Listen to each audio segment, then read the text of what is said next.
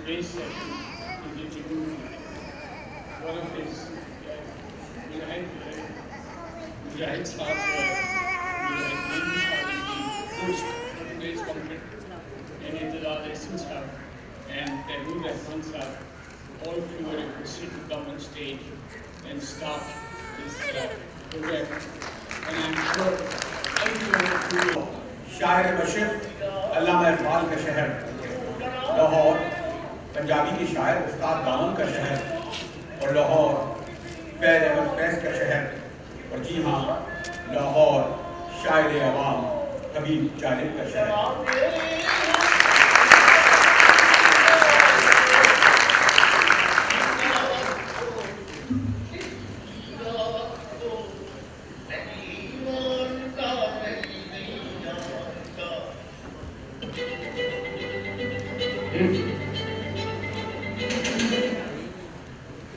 وہ آواز جو 4 دہائی تک ہر آمر وقت کو للکارتی رہی، وہ آواز جو جھکی نہ دبی، وہ آواز 12 اور 13 مارچ کی درمیانی شب 1993 کو یہ کہتے ہوئے خاموش ہو گئی کہ اب رہے چین سے بے درد زمانے والے، سو گئے خواب سے لوگوں کو جگانے والے۔ لیکن آپ یہ دیکھیں کہ 3 دہائی ہو گئے، اس آواز کا سفر جاری ہے۔ چودھری اطلاع حسن بیٹھے ہیں، حافظ جالب بھی ہیں، حافظ فیض بھی ہیں، اتنی بڑی نظم نہیں آئی۔ اور آج یہ بات ہے کہ اس تیسری پیڑھی کہوں گا بلکہ دوسری، تیمور الرحمان نے اسی دستور کو، اسی جالب صاحب کی شاعری کو آگے بڑھایا ہے۔ تو اس کے ساتھ میں چاہوں گا کہ یہ والی تیمور سے ہو کر آگے باتیں کریں۔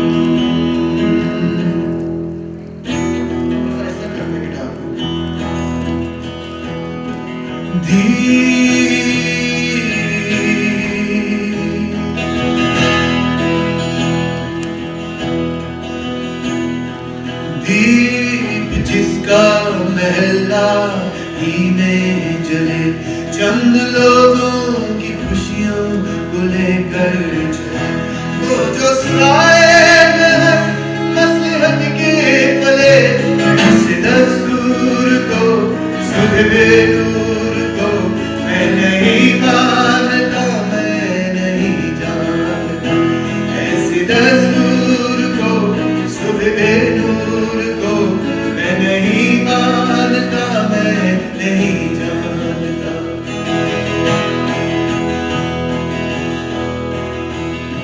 میں بھی خائف نہیں کرتا تار سے، میں بھی منصور ہوں کہہ دو اغیار سے، کیوں ڈراتے ہو زندہ کی دیوار سے، سب کی بات کو چہل کی رات کو میں نہیں مانتا، میں نہیں جانتا، سب کی بات کو چہل کی رات کو میں نہیں مانتا، میں نہیں جانتا۔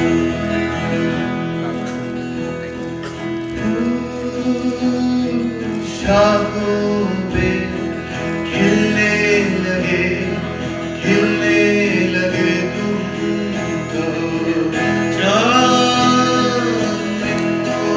کو ملنے لگے، ملنے لگے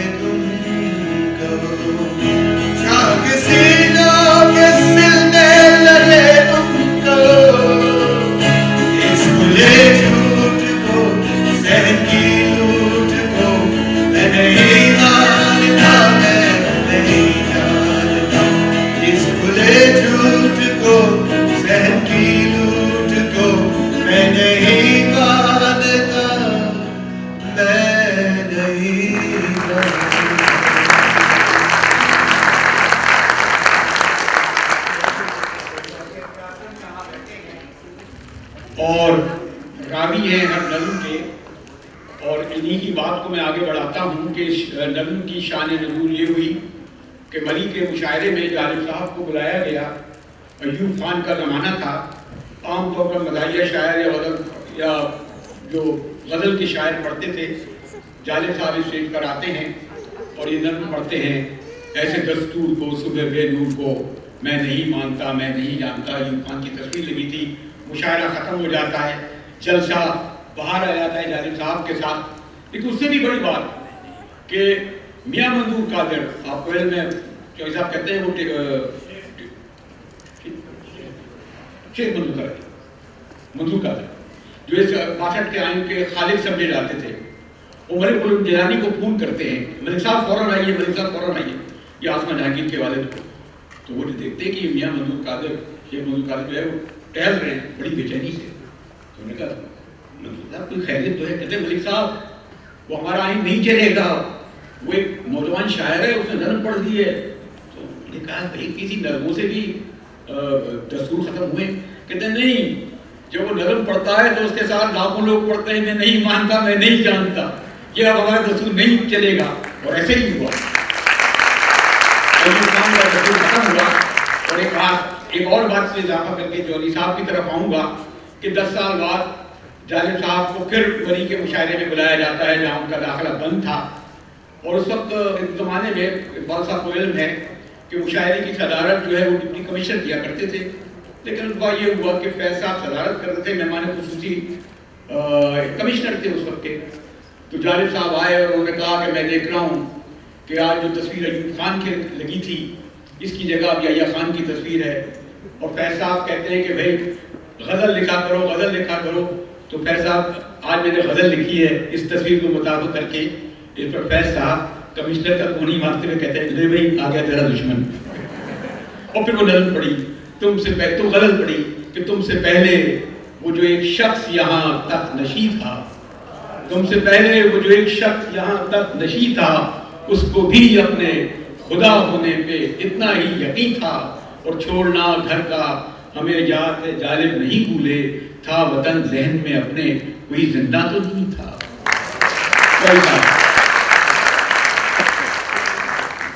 دوسری آواز نہیں آئی, 3 دہائی گزر گئے.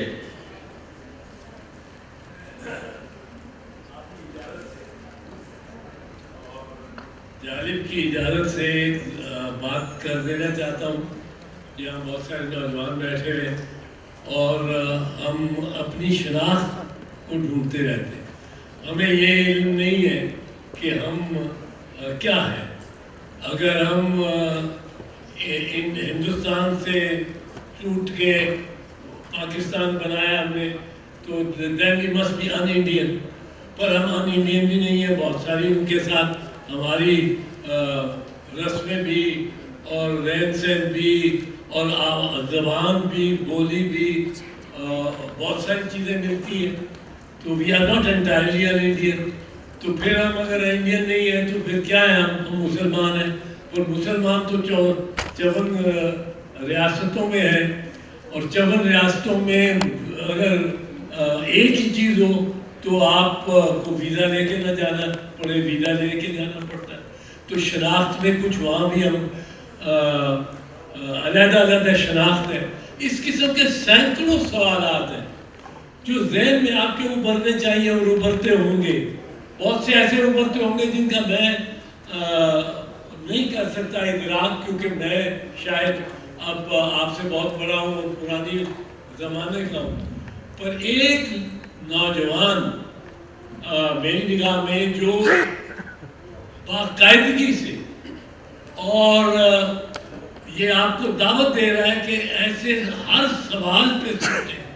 جس سوال پہ سوال کرنا ہمارے ہاں حرام ہے, ممنوع ہے اور کوڑے پڑ سکتے ہیں آپ کو, اور وہ ہے doctor Taimur Jubair. It is an amazing series of lectures that he gives on YouTube. وہ آتے ہیں بہت سلیس, بہت, اور آپ کے تقریباً ذہن میں ہر سوال کا وہ جواب دیتے ہیں. میں یہ چاہوں گا کہ مجھے اتنا موقع نہیں ملتا, میں سنتا رہتا ہوں اور حیرت ہوتی ہے اس کی سلیس زبانی کی، اور کس سلیس انداز سے یہ آپ کو کارل مارکس بھی سمجھا سکتے ہیں، یہ آپ کو اسلام کے مسائل بھی کوئی سمجھا دیتے ہیں، یہ آپ کو ہندو راج اور ورلڈ وارز ان سب کے کیا کیا مقاصد تھے، کیا کیا حاصل تھے، وہ بتا سکتے ہیں. I'm sorry for taking this long, but I thought this is an important opportunity. He has not asked me to do this, but مجھے تو یہ نظر یہ آیا تیمور رحمان اور ان کے لیکچرز آپ سنا سکتے. جالب کی بھی اسی کی زبان سے اور اسی کی گٹار سے آپ کو سمجھ آئے گا. جالب نے سے میری کچھ دوستی رہی اور انہوں نے بڑا پیار کیا مجھ سے، میری بیوی بشرا سے، میرے بچوں سے بہت پیار. اس میں پیار ہی پیار تھا. اور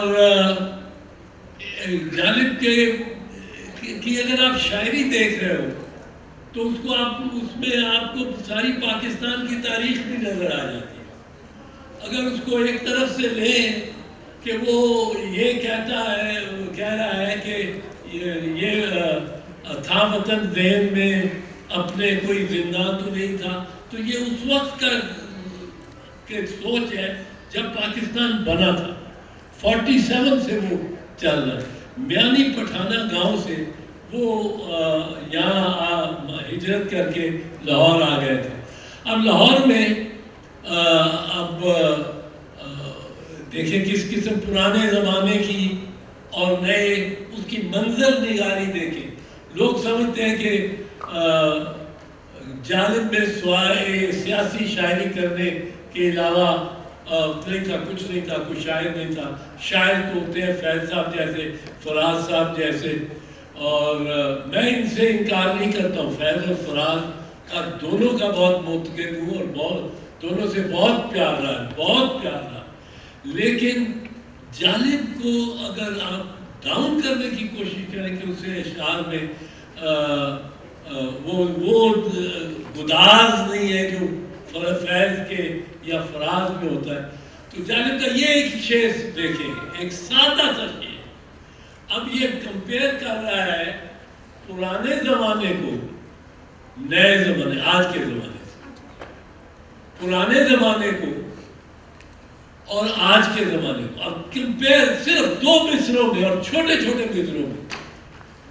اس زمانے میں نہ گاڑیاں نہ کاریں تھیں، نہ موٹر سائیکل تھے، پیدل ہی چلتے تھے. تو کیا کہتا ہے جالب؟ کیا کہتا ہے جالب؟ کہتا ہے یہ بجا زیست پا پیادہ تھی، پیدل چلتے تھے.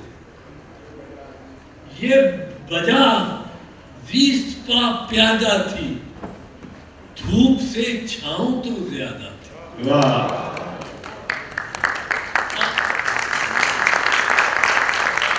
اب جالب کی شاعری ساری کی ساری جو ہے اس قسم کی سادہ باتوں. جیل میں تھے ہم جالب اور میں بھی تھا ان کے ساتھ اور کچھ اور بھی دوست تھے. ہماری ملاقات کے لیے میرے سے ملنے کے لیے بشرا بچوں کو لے کے آتی تھی. ہر 14 دن ایک مرتبہ 45 منٹ کی ملاقات ہوتی تھی. اور بیچ میں یہ انٹیلیجنس ایجنسی کا بندہ بیٹھا ہوتا تھا، نوٹس لے رہا ہوتا. کہ اس زمانے میں فون وغیرہ اتنے نہیں تھے، تو کوئی پیغام اگر ہم نے دینا ہوتا تھا تو اس کے ذریعے ہی دینا ہوتا تھا.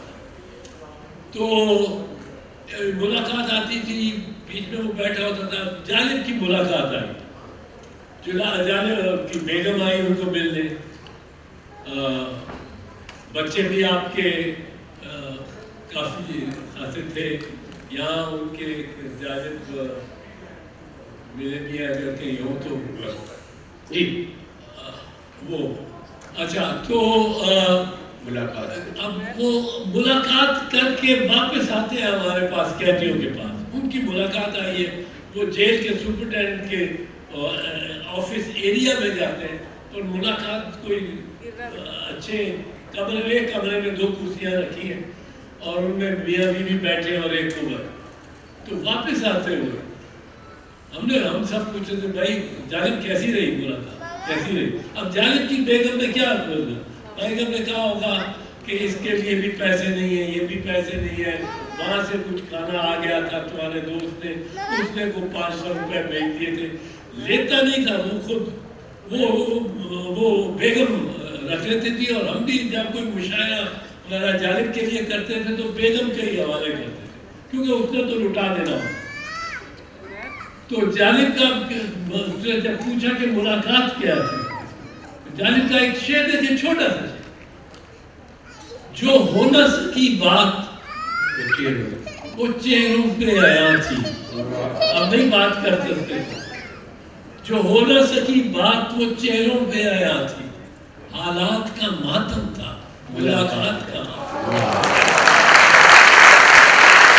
और ये भी तो है कि जालिब साहब की शायरी सादा थी जिसका आप जिक्र कर रहे हैं, गालिबन जो उन्हें जब मियाँ वाली जेल में रखा गया तो कच्ची जेल कहलाती है, तो जेल सुपरडेंट ने कहा, अगर मैं गलत नहीं हूँ, कि जालिब साहब ये मियाँ वाली जेल है, कच्ची जेल है, यहाँ आपको ना कागज़ मिलेगा ना पेन मिलेगा। तो जालिब साहब ने कहा मेरी शायरी बड़ी सादा होती है, ये जो तुम्हारे साथ हवालदार खड़ा है ना, मैं इसको मिसरा सुनाऊंगा, ये मियाँ वाली चौक पे सुनाएगा, मियाँ वाली से ट्रैवल करता हुआ लाहौर चलेगा, लाहौर से ही पूरे पाकिस्तान में फैलेगा, पाकिस्तान से सारी दुनिया में हो जाएगा। ऐसे ही ट्रैवल करती थी, एक मिसरा आता था, जुल्मत को दिया सर सर को सबा, बंदे को खुदा का लिखना। और वो यूं था ना कि ज़ियाउल हक ने अदीबों की, पाकिस्तान के अदीबों की, बड़े बड़े अदीबों की एक कॉन्फ्रेंस है। अब वो जनरल बुला रहा है, प्रेसिडेंट जो बना हुआ भी है और आर्मी चीफ भी है, तो सारे बस्ते बांध के जा रहे हैं, सारे उस तरफ जा रहे हैं, कोई रुक नहीं रहा।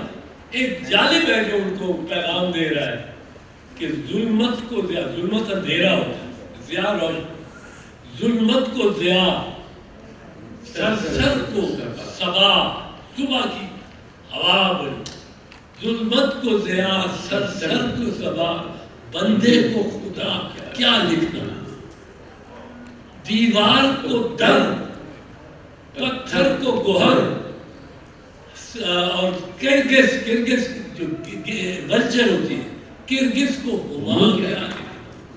ऐ मेरे वतन के फनकारों, जुल्मत में ना फनकारों, तू सुना रहे गा के यही आया था। मैं यही सोचता था कि जहाँ जब जालिब साहब की नज़्म आएगी तो ये होगा। और ये बात भी चौधरी साहब तारीखी है कि 12 चौधरी रउलाई जो थे, जब ये नज़्म आई कि जुल्मत को ज़िया सर को सबा, बंदे को खुदा क्या लिखना, तो चौधरी रउलाई ने जालिब साहब के पास गए और कहा कि जी मैंने ज़ियाउल हक से कहा है आपको रिहा कर दे। उन्होंने कहा कि एक मिसरा निकाल दो, जुल्मत को ज़िया वाला। जालिब साहब ने कहा जब मैं शेर लिख देता हूँ तो मेरा नहीं होता, आवाम की जमानत हो जाता है, अमानत हो जाता है, और वो शेर वापस नहीं लिया उन्होंने। जी जुल्मत को ज़िया सुनाओ। मैं सुना देता हूँ जी, मगर चंद अल्फाज से पहले सबसे पहले तो एतजाज साहब आपको मैं बड़ा मशहूर हूँ, आपने मुझे खूब मैनेज किया। नहीं मैं सिर्फ शुक्रिया नहीं अदा करना चाहता था, एक बात कहना चाहता था, वो ये कि जिस तरह से आपने ये बात कही कि एक मुश्किल तस्वर को लेकर उसको आसान ज़बान में बयान करना भी एक अपना फ़न है, एक अपना हुनर है। तो इसी तरह हबीब ये हुनर और ये फ़न हमने हबीब जालिब से ही सीखा, क्योंकि हबीब जालिब ने इतने मुश्किल बाएं बाजू के तस्वुरात को और उस वक़्त के जो ख्यालात थे उनको इतनी सलीस आसान ज़बान में पेश किया कि वो बज़ाते खुद एक मादी कुव्वत बन गए, अवाम एक सियासी कुव्वत बन गए। तो कुछ हमारे टीवी एंकर्स का हाल ही में ये कहना था कि नहीं उनकी शायरी तो ज़्यादा सादा थी या जो भी, या कुछ लोगों का ये तासर भी है, मगर ये अपनी एक गिफ्ट है हमारे कल्चर में। वो जो एक फ़ारसी का अपना इन्फ्लुएंस है और अरबी का भी इन्फ्लुएंस है, उसकी वजह से शायद हम ये समझते हैं कि जितने मुश्किल अल्फाज हम इस्तेमाल करेंगे उतने बड़े शायर होंगे। मगर मेरे ख्याल में हबीब जालिब की ग्रेटनेस इसी बात में है कि उन्होंने बहुत सारे बड़े बड़े मुश्किल तस्वुरात को लेकर ऐसी सादा और आसान ज़बान में डाला और फिर खुद उसको वो गाकर सुनाया करते थे। ये धुनें जो मैं आपको जो धुन मैंने आपको पहले भी सुनाई और ये भी जो है یہ کوئی میری لکھی ہوئی نہیں ہے، یہ حبیب جالب کی لکھی ہوئی دھن ہے۔ ایک حشر بپا ہے گھر گھر میں، دم گھٹتا ہے گنبد بے در میں، ایک شخص کے ہاتھوں مودک سے رسوا ہے وطن دنیا بھر میں، رسوا ہے وطن دنیا بھر میں، ابلیس گما انسانوں کی اے دوست سنا کیا لکھنا، کیا لکھنا، ظلمت کو سیاست سر کو سوا بندے کو خدا کیا لکھنا، کیا لکھنا۔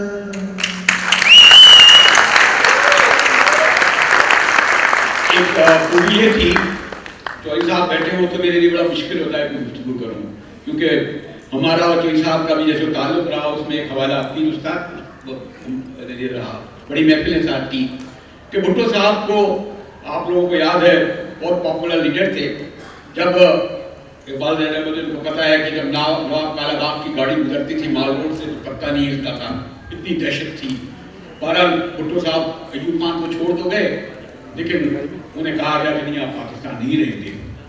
اور پھر یاد ہوگا شاید ان لوگوں کو کہ بھٹو صاحب جا رہے تھے تو جالب صاحب نے جو نظم لکھی وہ نوائے وقت کے پہلے صفحے پہ آخری صفحے پہ چھپی، وہ سنا وہ 10 کا لکھا، اور وہ کہہ رہے تھے کہ دستے خزاں میں اپنا وطن چھوڑ کے نہ جا، آواز دے رہا ہے وطن چھوڑ کے نہ جا، ارمانیہ کے پھول بھی گو دل فریب ہیں، اپنے وطن کے سر و سمن چھوڑ کے نہ جا۔ بڑی طویل نظم ہے۔ اور اے ذوالفقار، اے ذوالفقار تجھ کو قسم ہے حسین کی کر چھوڑ کے نہ جا۔ تو وہ یہ کہ جب یہ وہ تو چلے گئے، بھٹو صاحب واپس جب آئے تو انہوں نے کہا کہ بھائی جالب کدھر ہے؟ تو کافی ہاؤس میں بیٹھے تھے۔ خیر اس سے پہلے وہ جب جیل میں تھے تو بھٹو صاحب نے 400 ساڑھے 400 روپے چندہ بھی دیا۔ خیر جالب صاحب بولے جب بھٹو صاحب آئے نوجوان کے بیٹھ گئے تو بھٹو صاحب نے کہا جالب بھائی وہ نظم سناؤ جو تم نے ہمارے لیے کہی تھی۔ جالب صاحب نے کہا بھائی وہ تو اس لیے نظم سنائی تھی کہ آپ جائیں نہیں، آپ چلے گئے تو نظم ختم ہو گئی۔ تو یہ اس طرح کی وہ پھر میں نے کہا نا سوری تجھے چوہی صاحب آپ بیٹھے ہیں، بڑا یہ المیہ رہا کہ آپ کو بھی علم ہے کہ بھٹو صاحب کے ساتھ کون کھڑا ہوتا تھا جب وہ ٹرک پر ہوتے تھے، ٹال دیتے تھے بھٹو صاحب، اور آگے چل کر شاید بتاؤں گی، لیکن یہ بھی ایک المیہ ہے کہ حیدرآباد سازش کیس میں 1 سال ان کو قید بامشقت ہوئی اور اس دن پکڑے گئے جب ان کے بیٹے کا سویم تھا۔ یہ بھی ایک تاریخ کا حصہ ہے۔ ہم لوگ تاریخ سے آگے بڑھ جاتے ہیں، ضیاء پر گفتگو کرتے ہیں، اس پر بھی ہونی چاہیے بات چیت۔ اور دیکھیں وہی مصرے کی بات کرتا ہوں، اب اس کا ایک الگ تاریخ ہے۔ اتنے سال ہو گئے لاڑ کانے چلو ورنہ تھانے چلو یا پھر ہر بلاول ہے دیش کا مقروض پاؤں ننگے ہیں بے نظیروں کے۔ جی صاحب یہ جو بات ہے یہ شاعری سادہ سادگی اور شاعروں میں کیوں نہیں ہے؟ مثلا بنگلہ دیش میں جب پیسہ لکھتے جو تہبتہ دل کی کدورت آنکھوں میں اتر آئی تو کچھ چارہ نہ تھا چارہ در کی مان لی۔ جالب صاحب کہتے ہیں نامنظور نامنظور بنگلہ دیش نامنظور نامنظور تو کیا منظور۔ یہ والی جالب کی دنیا اور فیس کی اور جالب اپنے فیض صاحب تو کہہ سکتے تھے کہ کتنی برساتیں لگیں گے ان کے دھبے کھلیں گے کتنی برساتوں کے بعد اور ان میں ذرا زیادہ شاید اپروپریٹ پر کم استعمال ہونے والے الفاظ ہیں۔ جالب کی بگیا لہو لوہان، وہ ہریالی کو آنکھیں ترسیں بگیا لہو لوہان، وہ اس پاکستان پہ ہی اس سچویشن پہ ہی اور طرح سے دیکھتا ہے۔ میں آپ کو ایک چیز جان چلتے چلتے بتاتا ہوں، بڑی جلدی سے ذرا اس سے رکھ رہا ہوں، بٹ جالب کا عہد وہ جاننا بھی بڑا ضروری ہے۔ جالب کا عہد اور ڈاکٹر مبشر حسن کا عہد فرق نہیں ہوتا۔ ڈاکٹر مبشر حسن اپنی فلسفے سے بہت دیر تک اور آپ کے ہمسائے میں جو آپ دیکھ رہے ہیں کہ کتنے وہ آسمان بوس بلڈنگز بن رہی ہیں، آسمان بوس. میں نے ان کا فرض گنڈی صاحب بیٹھے ہیں یہاں، ان کو میں نے کہا کہ ایک آپ تصویر بنائی، انہوں نے فلم بنائی ہے کہ چاند کے گلبرگ اسی طرح کھڑی ہے، اسی طرح کھڑی ہے جس طرح وہ 1969 میں تھی، جہاں پیپلز پارٹی کی بنیاد رکھی، اور اس کے بعد اس کے ارد گرد ہر پلاٹ پہ ایک 15 منزل کا کھڑا ہے. کل غالباً برسی تھی ڈاکٹر مبشر حسن کی، اور وہ اپنی اسی کٹیا میں تھے. جانب کے لیے جب ہم نے بڑی لڑ کے جمع کر کے مشاعرے کر کے پیسے جوڑ کے گھر لیا، تو بڑا مزہ آیا. اس کا بھی گھر لیا ہم نے، سروپا گارڈن آباد کیا تھا. گورنر بعد میں ہوئے شاہد حامد صاحب نے اچھے گھر بنائے تھے انہوں نے، پر وہ ذرا دور شہر سے ذرا باہر تھے. اب ہمارے پاس جتنے پیسے تھے ہم نے جمع کر کے کشور نائی بہت محنت کرتی تھی اس سلسلے میں، اور گنو بھائی، اور وہ ہم نے ان کے لیے گھر لے لیا. اور اب ہم نے کہا کہ وہ چلے شہر کے اندر کہیں رہتے تھے، تو ان کو جب گھر لے گئے تو گھر دکھایا تو بڑے خوش ہوئے. ان کا اپنا گھر تھا. اب سنا ہے وہ اس کی بچے سارے اس کے کاغذات گھما چکے ہیں، پر ان کا قبضہ ہے، ان کا گھر ہے، ان کے پیسے دیے گئے. اس کو کسی نے پوچھا کہ بھئی کیسا گھر لے کے دیا یہ کشور نے تمہیں؟ کشور کا ہماری لیڈر تھی. کہتے کیا گھر لے دیا؟ گھر ایسا دیا ہے، چھوٹا سا گھر ہے اور بڑا سا لان ہے، وہ قصور تک اس کا لان جاتا ہے. تو جالب صاحب بہت سادہ.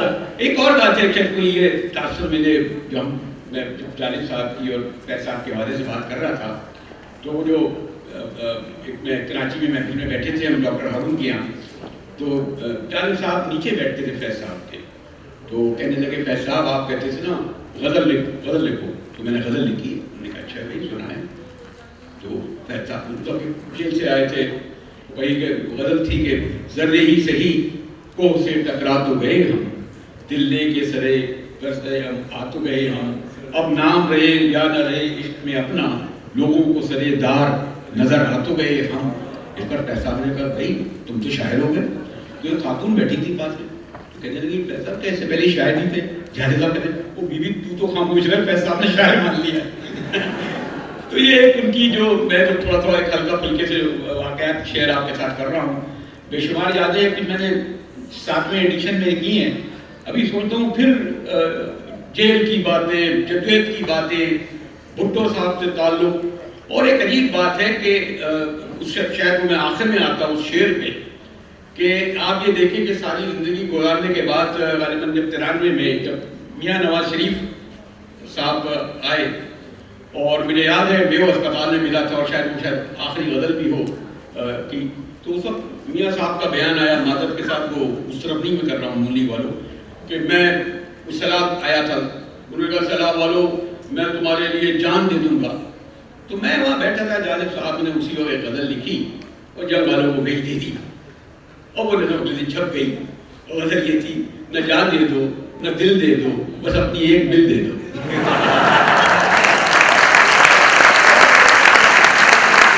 نہ جان دے دو نہ دل دے دو، بس اپنی ایک مل دے دو. ضیاء جو کر چکے ہو قوم کا، بس اس کا بل دے دو. ضیاء جو کر چکے ہو. تو جالب صاحب نے بھٹو صاحب اور ایک اور بات بھی ہے، آپ آئے تھے شاید، کہ بے نظیر بھٹو صاحب نے درخواست کی اور آخری پروگرام تھا، اور آپ بتائیے پیپلز پارٹی کے لاکھوں چاہنے والے بے شمار شاعر یہاں بیٹھے ہوں گے، لیکن کیسے ایک مصرع لکھ گئے، ڈرتے ہیں بندوقوں والے ایک نہتی لڑکی سے، پھیلے ہیں ہمت کے اجالے ایک نہتی لڑکی سے. کیوں چوئی صاحب پوری پیپلز پارٹی مل کر یہ نعرہ ایک شعر نہیں کہہ سکی ہے صاحب؟ جانب مقامی اور تھا ایوب کے وقت اس نے وہ لکھی تھی مشیر، جو آپ اس کی شان نزول بتائیے نا. لائی بھی ہے. وہ حفیظ جلندری مالوٹ پہ جو کہ پاکستان کے جنہوں نے قومی ترانہ بھی لکھا، وہ بہت قریب ہو گئے ایوب خان کے، اور انہوں نے یہ تاثر دینا شروع کیا کہ ایوب ان سے باقاعدہ مشاورت کرتے ہیں. ایوب خان آرمی چیف تھا، فیلڈ مارشل تھا، پریزیڈنٹ آف پاکستان تھا، قانون ساز تھا، ہر ایک کو اس کے دباؤ اس کے تسلط میں تھا. تو یہ ایک دفعہ میرے جانب جا رہے تھے تو ادھر سے حفیظ جلندری آ رہے تھے، تو حفیظ جلندری سے انہوں نے پوچھا کیسا چل رہا؟ تو حفیظ جلندری یہ ان کے اپنے جو انداز جانب کیا کرتے تھے، انہوں کیا آیا، انہوں کیا آیا، انہوں کیا آیا جیسے ہم نے کہا کس سے کیا کی کیا کنوں کیا ہے وہ جڑا بڑا ہے کیا وہ بتا خدا نہیں ایوب اور کیا آیا. میں نے اس سے یہ کہا یہ جو 10 کروڑ ہے آبادی پاکستان کی اور ایسٹ پاکستان کی ملا کے 10 کروڑ ہوتی، یہ جو 10 کروڑ ہے جہل کا نچوڑ ہے. ان کی فکر سو گئی ہر امید کی کرن چل اور ہاں تین اپنا یار ہے اس پہ جان نثار ہے، پر وہاں ہے جو نظام اس طرف نہ جائے. اس کا مذہب تب آئے گا جب آپ جو ہے نا گٹار کے ساتھ تعلیم میں ہو جائیں گے. ایوریبڈی ایسے کیا کر سکتے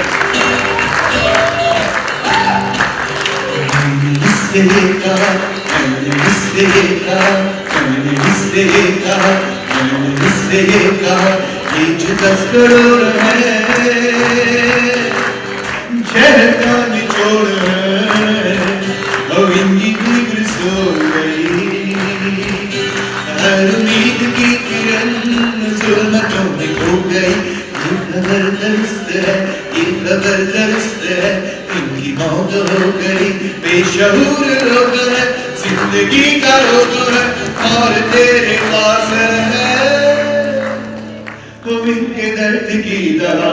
میں نے اس سے یہ کہا، اس سے یہ کہا، میں نے اس سے یہ کہا، میں نے اس سے یہ کہا. 10 کروڑ یہ گدھے جن کا نام ہے عوام کیا بنیں گے. تو یقین ہے یہ وہ ماں. یہ ایک اور آگے وقت کم ہے. جب بھٹو صاحب پاور میں آ گئے آپ کو یاد ہے تو بھٹو صاحب نے دوپہر کے وقت جاوید صاحب کو تلاش کیا، کراچی میں تھے بھی کہاں ہیں، وہ اسٹوڈیو میں تھے.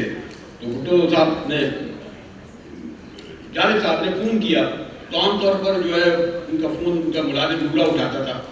سوری بھٹو صاحب جیل سے رہا ہو کے آئے اور جاوید صاحب بولا، جاوید صاحب نے فون کیا تو نورا نے کہا صاحب اندر ہیں. انہوں نے کہا ابھی تو باہر گزرے گیا پھر اندر ہو گئے. تو شاید کا فیور بہت تھا. بھٹو صاحب کہتے ہیں جی ویسی آ گئے. انہوں نے کہا ہاں جانے بات جاؤ. انہوں نے کہا کوئی میری ملاقات آپ سے 7 بجے کے بعد ہوتی ہے. بھٹو صاحب الیکشن جیت چکے تھے تو جاوید صاحب وہاں پہنچے اور بھٹو صاحب کے لیے تمام لوازمات انہوں نے کیے اور سندھ اور پنجاب کے تمام جاگیردار وڈیرے بیٹھے تھے. تو خیر جاوید صاحب نے شروع کیا تو بھٹو صاحب نے کہا کہ کوئی نظم سناؤ. تو وہ ان کی جو صاحب جو بڑی نظم جو تھی جو بہت چل رہی تھی، جو کہتے کھیت وڈیروں سے لے لو، ملے لٹیروں سے لے لو، ملک اندھیروں سے لے لو، رہے نہ کوئی گالی جا، پاکستان کا مطلب کیا، لا الہ الا اللہ. بھٹو صاحب نے کہا بھائی خاموش ابھی مجھے ابھی الیکشن آ رہے ہیں. اور ایک تو جاوید صاحب کا جلال آپ نے دیکھا ہے، کلاس انہوں نے مارا. تو دیکھا بھٹو صاحب میں لے لو والا ہوں. آپ چاہتے ہیں کہ یہ اگر میں یہ آپ کے جو فیوڈل بیٹھا ہے چانڈیوں واٹوں کو آپ دیکھا ہوں کھیت وڈیروں کو دے دو. یہ جب آپ کے سائیکل والا آئے تو ملے لٹیروں کو دے دو. یہ عزیز احمد آئے تو کہو کہ ملک اندھیروں کو دے دو. میں تو لینے والا ہوں. سننا بھٹو صاحب سناؤ ہاں وہ کالا باغ والی ضرور سنانا, وہ سب باغ والی. تو یہ جو تھی یعنی اس شاعر کو اور یہاں چوہی صاحب کا علم ہے کہ میاں محمود علی قصوری کی کوٹھی پر جب جانب صاحب کو بھٹو صاحب سے پہنچے, پوری نیب چلی گئی تھی نا چوہی صاحب پیپلز پارٹی میں. تو جانب صاحب آئے, انہوں نے کہا قصوری صاحب کے گھر میں مجموعہ کہاں ہوتا, انہوں نے کہا بڑا رشتہ ہے, تو بھٹو صاحب آئے تھے. تو قصوری صاحب نے کہا لوگ یہ جانب بھی آ گئے نیب کی سینٹرل کمیٹی پھر انہوں نے یہ بھی پارٹی میں شامل ہو جائیں گے. اس پر جانب صاحب بھٹو صاحب کہتے ہیں کہ بھائی جانب کو میں نے جانتا ہوں, میرے جلسوں جلوسوں میں کرتا تھا, یہ جو میری پارٹی میں آئے گا. تو جانب صاحب بھٹو صاحب سے کہتے ہیں کہ بھائی میں آپ کی پارٹی میں کیسے آؤں گا, کہیں سمندر بھی دریا میں گرے. تو ایک ان کی شان تھی, پیپلز پارٹی میں نہیں گئے. اور جب دور آیا انہوں نے اپنی وفاداری بھی نبھائی اور شاعری سے کمٹمنٹ بھی نبھایا. یہ کمٹمنٹ کیوں نہیں ہے چودھری صاحب, ایسی نظم کیوں نہیں آتی, ایسی شاعری میں کمٹمنٹ نہیں آتا. اور لائر تحریک آپ نے اتنی بڑی چلائی, نظم بھی آپ کو لکھنی پڑی اس کے لیے. پورے مشرف دور میں کوئی نظم نہیں آئی. جانب کی بات یہ تھا کہ جانب کے پاس حرف آخر ہوتا تھا اور جو وہ کہہ جاتا تھا وہ بات ایک دم الجھن کو سلجھا دیتی تھی, ایک آدھے مصرے میں الجھن کو سلجھا دیتی تھی. 70 کے الیکشن میں یہ جماعت اسلامی نے ایک چلایا, سلوگن دیا اسلام خطرے میں, خطرے میں اسلام ہے, اگر یہ آ گیا یہ سوشلسٹ یہ کمیونسٹ, اسلام خطرے میں. انہوں نے تباہ کر دینا, انہوں نے غرق کر دینا, انہوں نے مسجدیں بے آباد کر دیں گی. اب جانب کا ایک مصرع آیا, پوری نظم آئی, اس کا پہلا ہی مصرع, اس کا ایک خطرہ ہے زرداروں کو, لمبی لمبی کاروں کو, صدیوں کے بیماروں کو, خطرے میں اسلام نہیں. خطرہ ہے زرداروں کو, رنگ برنگی کاروں کو, چوروں مکاروں کو, خطرے میں اسلام نہیں, خطرے میں اسلام نہیں, خطرے میں اسلام نہیں. اور سنائیے جی چوہری صاحب. آپ کی وہ اس نے مطلب حقیقت بیان کرتی ہے. یہ اسلام کا نام استعمال کرتے ہیں اور سیاست میں اور اسلام کا خطر یہ رکھتے ہی دولت بچانا چاہتے ہیں. جانب نے جب بھی بات کی اس نے اس لمحے کو لے کے اور اس کو ایک مصرے میں ڈالا یا نظم میں ڈالا اور انسان کی تربیت کر دی. عام آدمی باقی سمجھنے لگا تھا کہ کمیونسٹوں سے سوشلسٹوں سے یہ اسلام بڑے خطرے میں ہو جائے گا, ہمارا کو اللہ ہم سے لے لیا جائے گا, ہمارا قرآن خدا نخواستہ ہم سے لے لیا جائے گا, یہ آ جائیں گے لادین لوگ. عالم نے کہا بھی اصلی ہے کیا مسئلہ طبقاتی ہے, یہ اپنے آپ کو بچانا چاہتے ہیں اور نام یہ اسلام کا استعمال کر رہے ہیں. تو جانب نے یہ جو جس طرح میں نے عرض کیا پہلے کہ اس نے ظلمت کو ضیاء کہہ کے دم وعدے کر دیا. اس نے لڑتے ہیں بندوقوں والے, ایک نے اتی لڑکی سے اور پڑے ہیں لالے. تو جو ایک اور بات بھی ہے کہ جانب صاحب کو صرف یہ سمجھا گیا کہ سیاسی شاعر ہے, اور آپ کو علم ہوگا کہ اصل میں تو غزل جب انہوں نے یہاں آ کے کہی اور یہی لاہور میں جگر مراد آبادی سالات کر رہے تھے اور انہوں نے کہا کہ محبت کی رنگین یہاں چھوڑ آئے, تیرے شہر میں ایک جہاں چھوڑ آئے, یہ اعجاز ہے اس نے آوارگی کا, جہاں بھی گئے داستاں چھوڑ آئے. اس پر جگر مولانا آبادی نے مائک پکڑ کے کہا کہ اگر ہمارا دور مہکشی ہوتا تو ہم برسر مسارہ رقص فرماتے. اور فراق گورکھ پوری کو جب غزل انہوں نے یہ سنائی تو فراق نے کہا کہ وہ جو ہے دل کی بات زباں پر لا کر اب تک ہم دکھ سہتے ہیں, ہم نے سنا تھا اس بستی میں دل والے رہتے ہیں. کوئی تو وہ کیا یہ جو ابھی اس راہ گزر سے جاگ کرے ماں گزرا ہے, اس آوارہ دیوانے کو جالب غالب کہتے ہیں. تو پھر آپ نے کہا کہ میرا بائی کا سوس اور سورداس کا نغمہ یکجا ہو جائیں تو اسے ابھی جالب کہتے ہیں. مری کے مشاعرے کا اس میں تھوڑی سی آپ واقعہ میں قطر گئے, وہ واقعہ جو بیان جالب بھی کیا کرتے تھے اور جو جنہوں نے پریزائڈ کرنا تھا مشاعرہ وہ چیف جسٹس ہائی کورٹ نام ان کا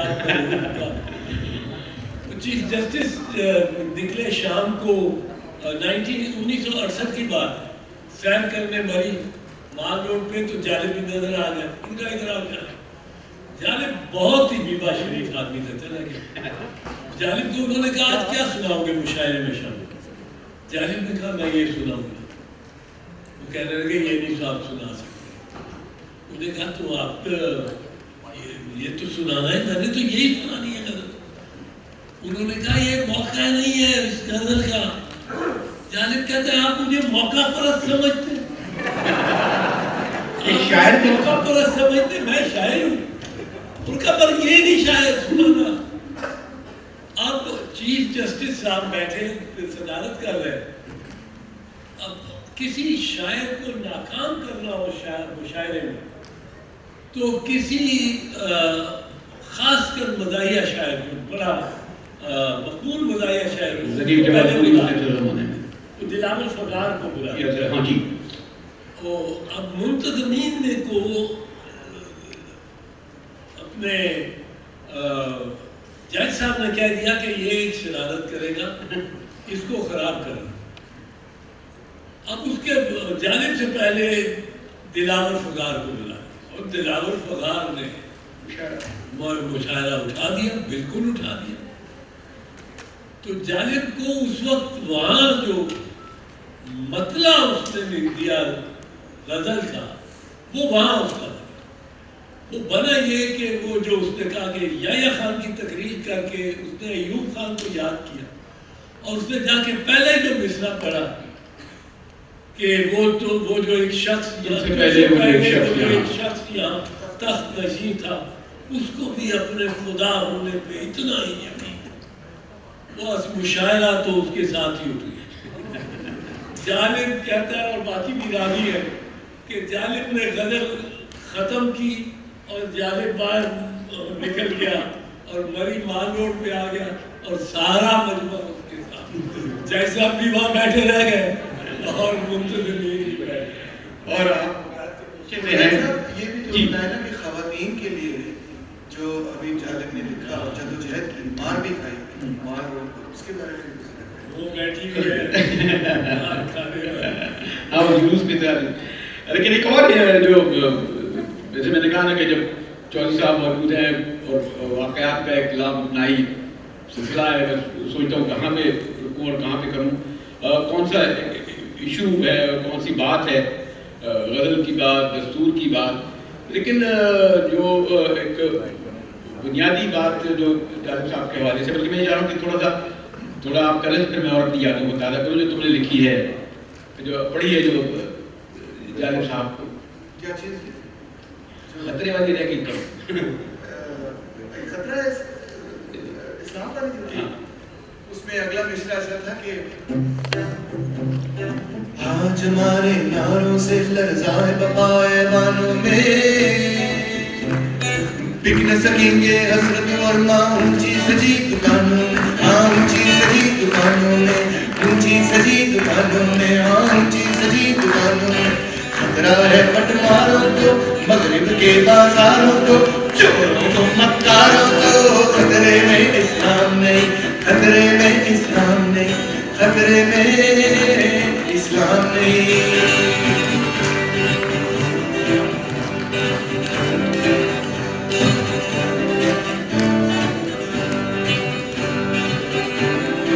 میں جو دیکھیں جی ان کے 30 سے زیادہ گیت کمپوز کر چکا ہوں, تو یہ تو پھر پورا اور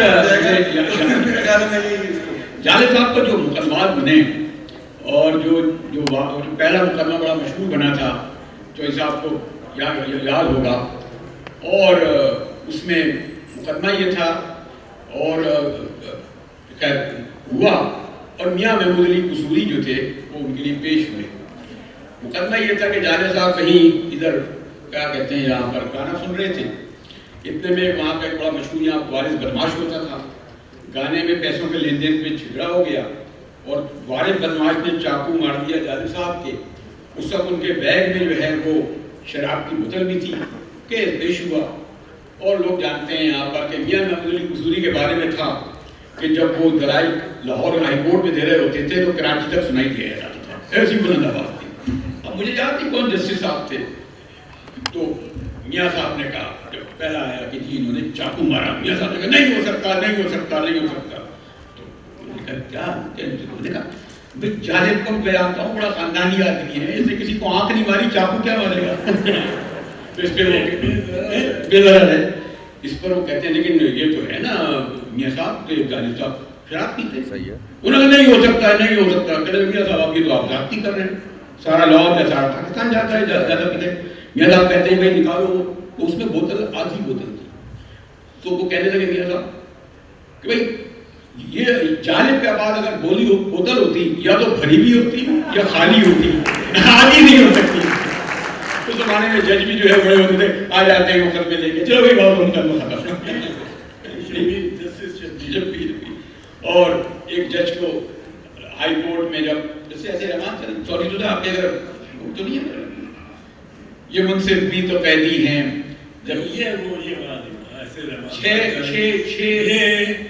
میں آپ کو بتاؤں، یہ حیدرآباد جیل میں جب مقدمہ چلا غداری کا ANP پہ بھی، اور وہ عراق کی اسلحہ پکڑا گیا تھا کوئی یہاں پاکستان میں، تو حیدرآباد جیل میں مقدمہ چلا۔ اب مقدمہ چلا تو وہ جسٹس اسلم ریاض حسین پریزائڈ کر رہے تھے اور 2 جج ان کے ساتھ تھے، اور جیل میں مقدمہ چل رہا تھا۔ تو اب ان قیدیوں کو ایک جنگلہ لگا دیا گیا تھا، جیل میں بھی باقاعدہ جنگلے میں رکھا گیا تھا ایک سیل سے میں، اور ادھر جج بیٹھے تھے سامنے اور آپ جنگلے میں یہ بیٹھے تھے۔ تو غالب کا آپ دیکھیں مزاج دیکھیں، جانب جنگلے کے اس طرح سے ادھر دیکھ رہا ہے اور ادھر سے جج ادھر دیکھ رہے ہیں، دونوں کے درمیان جنگلہ ہے۔ تو جانب نے وہاں اپنے دوستوں کو کہا یہ منصف بھی تو قیدی ہے، ہمیں انصاف کیا دیں گے، یہ منصف بھی تو قیدی ہے، ہمیں انصاف کیا دیں گے، لکھا ہے ان کے چہروں پر جو ہم کو فیصلہ دیں گے۔ تو یہ ایک عجب اس کا زاویہ تھا۔ اور ان کے یہ بھی المیہ تھا کہ آخری دور کی ایک نظم چوہدری صاحب پوری ساری زندگی جمہوریت کے لڑتے رہے، اور یہ نسبتاً مجھے لگتا ہے کم پڑھی جاتی ہے کہ بھگتائے جیل خانے دیکھے تمام تھانے، بھگتائے جیل خانے دیکھے تمام تھانے، سڑکوں پہ مار کھائی جمہوریت نہ آئی،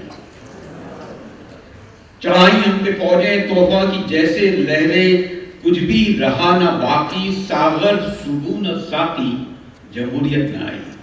ہے چچا صاحب، ہے نا؟ جی جانب گیا تو اس دنیا سے مایوس، بہت مایوس، اور جو اس نے جو کچھ دیکھا تھا، خواب جو دیکھے تھے، جو اس نے لکھے تھے، جو اس کو توقع تھی، جو اس کو نوجوانوں سے توقع تھی، جو تبدیلی کو دیکھنا چاہتا تھا، وہ سب تبدیلیاں اس کے ہوتے ہوئے زندگی میں بھی نہیں ہوئی، ابھی بھی نہیں ہوئی۔ پر اگر کوئی مایوس کسی کو میں نے جاتے دیکھا، اسپتال میں بھی جاتے تھے، آخری وقت جو تھا اس کا۔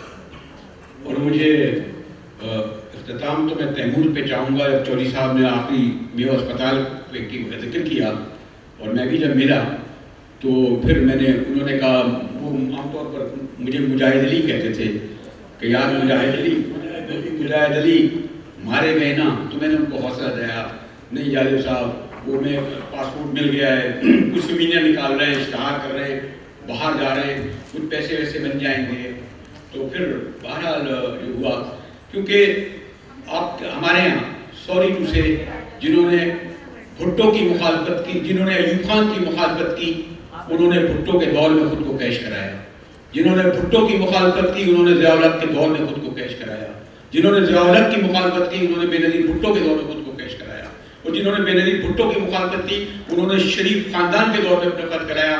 لیکن جالب صاحب ایک ایسا چیک تھے جسے بنانے کی فائل ہر عامر وقت کے دل میں مچل مچل کر توڑ.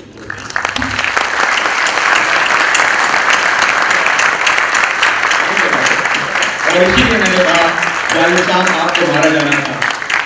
چلیے بھٹو سے بہت لڑائی ہوئی تھی, اس کی بیوی سے, بے نظیر بیوی سے ہی پوچھ لیتے, بیوی سے بھی لڑائی ہو گئی تھی. تو آخر میں مجھے یاد ہے, چوہدری صاحب آپ کو بھی یاد ہے کہ چودھری شجاع سے تو آپ کی دوستی تھی, اور آپ ان کے آخری وقت میں تکیے کے نیچے 5 لاکھ کی رقم چھوڑنے آئے.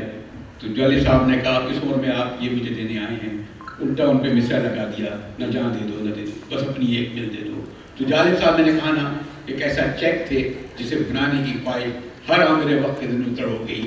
بدقسمتی سے پاکستان کے شاعروں نے, ادیبوں نے, دانشوروں نے جب جب موقع آیا جو ان کی قیمت لگی اس قیمت میں وہ کم یا زیادہ پر فروخت ہو گئے.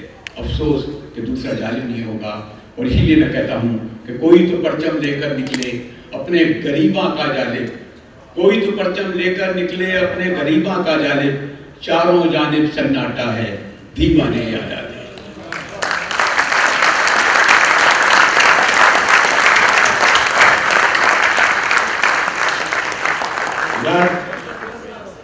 اس کے بعد کیا کہا جائے صاحب؟ سوال تو کوئی سیشن تو نہیں ہے, تمہاری نظم میں ختم کر دیتے ہیں. کوئی چلیے کوئی اس کے بعد چاک کو میں کہتے ہیں. اچھا پھر میرا خیال ہے کہ جو کسی سے مشہور نظم ہے وہ ہم اکٹھے مل کر گاتے ہیں, ٹھیک ہے, جو جس سے ہم نے شروع کیا تھا اسی سے گاتے ہیں. میں نے اس نہیں ایسے دستور دیپ جس کا محلہ ہی میں جلے, چند لوگوں کی خوشیوں کو لے کر, وہ جو سائے مسلم کے تلے, ایسے دستور کو صبح نور کو میں نہیں مانتا, میں نہیں جانتا. آپ ہی دستور کو صبح نور